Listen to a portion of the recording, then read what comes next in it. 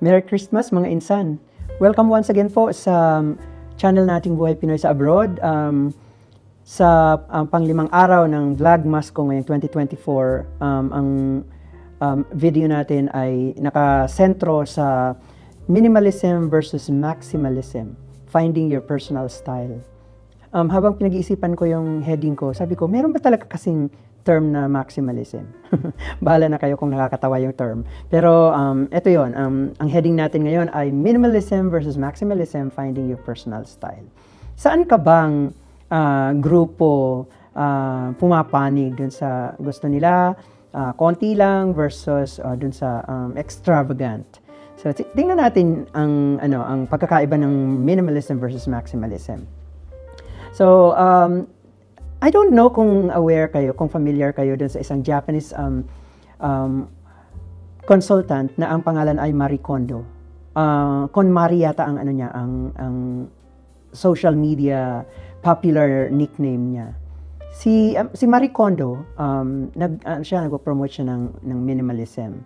And yung kanyang philosophy, hindi lang yun applicable sa pag-organize kunyari o pag-maintain ng number ng mga damit, kundi kahit saang bagay pwedeng i-apply yon. For example, paano mo i-organize at i-reduce ang laman ng refrigerator mo, di ba? Kung siguro guilty tayong mga Pilipino dito. Karamihan sa mga Pilipino, pati yung kaldero nasa loob ng refrigerator, di ba? Pati yung container ng Magnolia o kaya Selecta ice cream, nasa freezer pa rin, pero hindi na ice cream ang laman nun. Mga frozen na isda. So, guilty rin ba kayo dyan? So, ayun. May mga prinsipyo palang sinusunod. Kung gusto mong every time bubuksan mo yung refrigerator mo ay magiging smiley face. Ayun. May mga tao na nahihirapan silang magdesisyon kung bibili ba sila ng bagong damit o gadget dahil puno na ang closet. So, isa ka siguro doon. Pero may mga tao din naman na, sige lang, bili lang ng bili. Ganyan. Alam nyo guys, maraming Amerikano ang ganito ang ugali. Bili lang ng bili, bili ng bili. Kung minsan, hindi na nila na-realize na may mga binili pa pala sila na hindi pa, na-sealed pa. Hindi pa nila nagagamit. Pero pinaglipasan na ng panahon. So, anong mangyayari? Imbis na itapon nila, i-donate na lang nila yan sa mga thrift store. Kaya, makakakita ka sa mga thrift store dito sa States ng mga gamit na may etiketa pa, may presyo pa, never pang nalabhan. Dahil dyan sa ugali na yan. Di ba? So, balikan natin, minimalism. Ang minimalism ay yung pagkakaroon lamang ng mga mahahalagang bagay at pag-iwas sa mga kalat. So, kami, sa bahay namin, somehow, nabuborder kami sa minimalism. Dahil, mag-away-away muna kami bago may bumili ng bagong item na idadagdag sa bahay.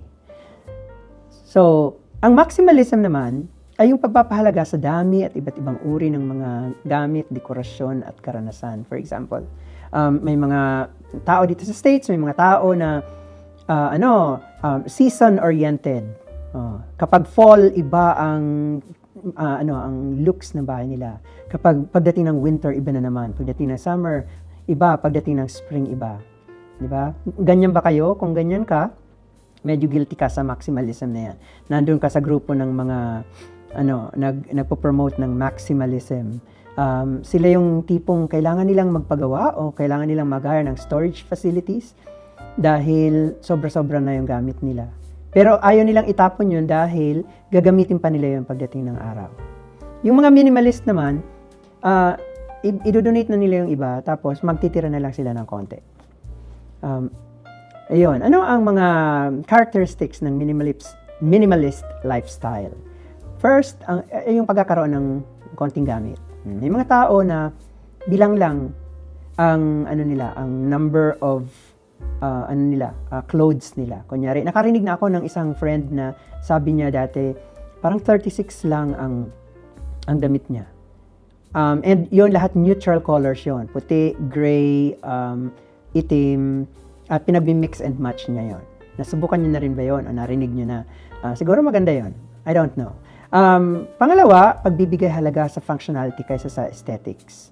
So, ano ang mas importante? Yung may damit ka na magandang tingnan versus sobrang extravagant ng damit mo. Mala small laudy ka kung magdamit, di ba? Ang isa pang characteristic ng minimalism ay yung pag-aayos at paglilinis ng space. Ang mga minimalist na tao, gusto nila maraming space, malaki ang space na nalalakad-lakaran nila at konti lang ang mga gamit na nakatirik dyan. Pero may mga tao din naman na ang bahay nila ay parang basurahan. Sorry. Parang storage kasi pag maglalakad ka, naka-sideways ka dapat, di ba? Dahil konti na lang talaga ang pwede mong lakaran. Pag-iwas, ang mga minimalist na tao din ay umiiwas sa tinatawag na impulsive buying. Ang impulsive buying naman, yung tipong, sale! Tara, pakyawin natin yung sale. Dahil sale kasi, mura, di ba? So, ang mangyayari, pinakyaw yung sale. Ang dami-daming nabili. Kaya, nadagdagan na naman yung kanilang mga gamit. So, ang mga minimalist na tao, iwas sila dito. As much as possible, hindi sila gagastos. And ano yung mga benefits din naman ng minimalism? Well, mas maluwag at mas organisadong tahanan. Yung bahay mo, mas cozy, mas komportabling tingnan dahil konti lang ang laman. Pangalawa, mas nakakatipid ka, di ba? Kasi wala kang masyadong need na bumili ng mga kung ano-ano. Hindi ka nalulure sa Black Friday o sa Pasko na naman, kailangan naman ng bagong damit, di ba? O nababawasan yung stress mo at mas napapahalagahan yung mga mahalagang bagay sa buhay kumpara dun sa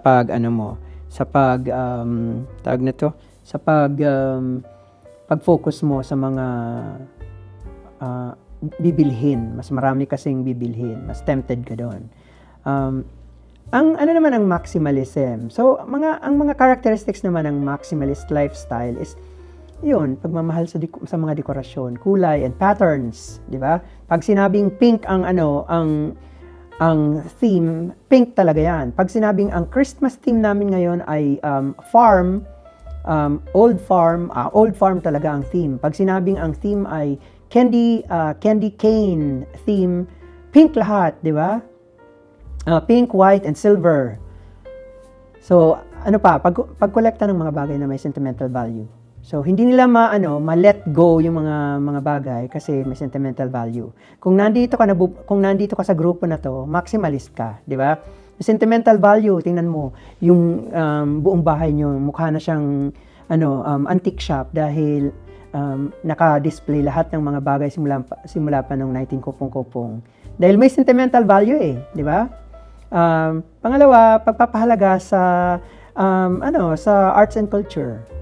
Di ba? Kung may mga tao na mahilig talaga sila sa arts and culture, so hindi natin sila masisisi doon. May collection sila ng mga paintings, collection sila ng mga kung ano-anong antique items galing kunyari kung well-traveled sila around the world, bumibili sila ng mga kung ano-anong implements from around the world. Ang isa pa is pagiging creative and expressive sa pamamagitan ng mga gamit. So, ginagamit nila yung mga mix and match ng items para mas maging creative sila. So, yan yung mga characteristics ng mga taong may maximalist lifestyle. Ano naman yung mga benefits nitong maximalism? Number one, mas masaya at mas inspiring yung paligid dahil ang dami mong nakikita, di ba? Somehow overwhelming yon, pero may mga tao na hindi talaga nila i-give up yung pagiging maximalist nila dahil yon ang nagbibigay sa kanila ng happiness nila. Natatandaan ko yung si Kuya Germs, Herman Moreno, I think ang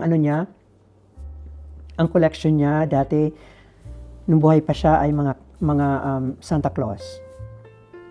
Napakaraming Santa Claus. Si Pokwang naman, si Marietta Subong, 'di ba? Ang ating popular na artistang si Pokwang. I think ang ano niya naman, ang collection niya, kung hindi ako nagkakamali, yung mga holiday, anong tawag doon? Yung parang bola na yung glass na may parang wintry ang design na kapag ginulo mo ay magkakaroon ng mga snowflakes. Ayun. So, yun din naman ang ano niya, ang I can't imagine kung anong klase ang bahay niya dahil dun sa mga collection na yon. Si Jinky Pacquiao, mga bags, 'di ba? At saka si Heart Evangelista, yung mga hindi lang ordinaryong bags, yung tipong mga tig 200,000 na presyo ng bags, up to 1 million. Mga labubo, 'di ba? Ngayong taon lang nauso ang mga anik-anik sabi nila, 'di ba? Labubo. Although makakarinig ka diyan ng mga criticisms kasi sabi nila, 'di ba monsters 'yan, 'di ba? Evil spirits 'yang mga labubo. And yet yung mga mga popular celebrities natin, naka-attach 'yan sa mga bag nila. Palakihan sila, si Annabel Rama at kung sino-sino pa. Ayun. So, ang isang benefit ng maximalism o nakakapag-express siya ng personality and interest ng isang tao. Napapalibutan ng mga bagay na nagdudulot ng saya ang isang tao. So, hindi nila give up yan. Kahit pasabihin mong mukha ng basurahan ang kanilang bahay. Diyan sila nag-generate, nagdo-draw ng happiness nila. So, hindi natin sila masisisi. Ayun. So, ang challenge ngayon sa atin, saan ka ba dun? Maximalist ka ba o minimalist ka ba? Ano ang mas mahalaga para sa iyo, 'di ba? So yung functionality o yung aesthetics? Kasi kung functionality nasa minimalist side ka. Kung aesthetics naman, kailangan mo talagang maraming gamit dahil pagandahan 'yan, 'di ba? Payabangan sabi nga nila. Gaano karaming gamit ang kailangan mo para maging masaya at komportable? So isang question din 'yon. Na kung gusto mong i-reassess yung sarili mo, whether you're a minimalist or maximalist, tanungin mo ang sarili mo, gaano ba karaming gamit ang kailangan ko para maging masaya at komportable? May TV na kami, isang malaking widescreen, curve. May lumabas ngayon sa market, napakanipis, curve pa rin. Ang laki-laki, mura lang. Bibilhin ko pa ba yun? Dalawa na ang TV namin. Di ba? O 3 na, o 4 na. So, okay lang ba? So, kung maximalist ang lifestyle mo, papatulan mo yon. Tapos, paano ko ine-express ang personality ko? Through space at saka mga gamit. So, dun mo rin ma-assess ang sarili mo kung minimalist ka o maximalist ka. Bakit ba naisip ko to ngayong December? Naisip ko to kasi eto na naman tayo, lalo na tayong mga Pilipino, nagkakaroon tayo ng New Year's resolution. And matimbang yan para sa atin, di ba? So, part ng New Year's resolution natin, maglilinis na ako, magpa-5S na ako, magre-reduce ako ng kalat, mag-spring cleaning, and so on, sabi ng mga Amerikano. Bahagi niyan is yung organizing. So, kailangan mong pagtuunan ng pansin yung klase ng mindset mo rin. Minimalist ka ba o maximalist? Kasi kung minimalist, siguro maglilinis ka talaga hanggang maging malinis at wala nang laman halos ang bahay mo. Pero kung maximalist ka naman, andyan na lahat. Yung mga tao, guys, na maximalist, kahit sa sakyan nila, makikita mo, loaded ng mga kung ano-ano. Kasi sasabihin nila sa'yo, ang argument nila dyan, kailangan ko to eh. Kailangan ko to sa winter, kailangan ko sa fall, kailangan ko sa mga kung ano-ano. So, may mga pala, may mga bag, may mga sapatos at kung ano-ano pa, 'di ba? Pero yung mga minimalist naman, mas importante sa kanila na walang laman yung kanilang sasakyan. Ayun. So, tips para sa paghanap ng sense of balance.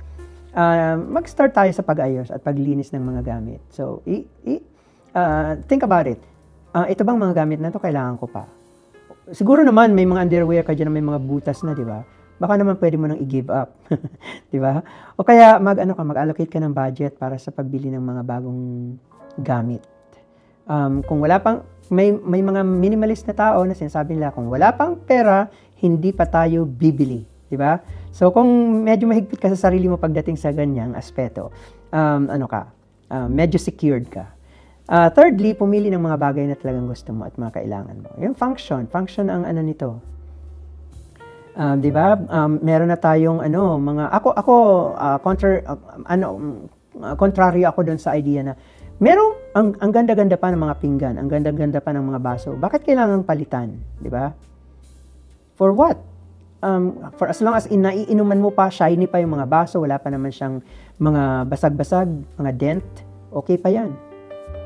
Tapos, ang panghuling tip is, wag matakot na mag-experiment o maghanap ng mga inspiration through minimalism or maximalism kung talagang ang lifestyle mo ay maximalist.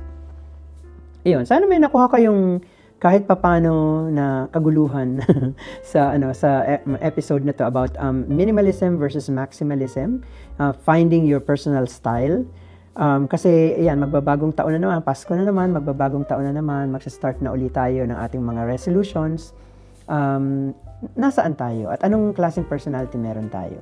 So yung personality natin, nakaka-apekto rin yun sa mindset.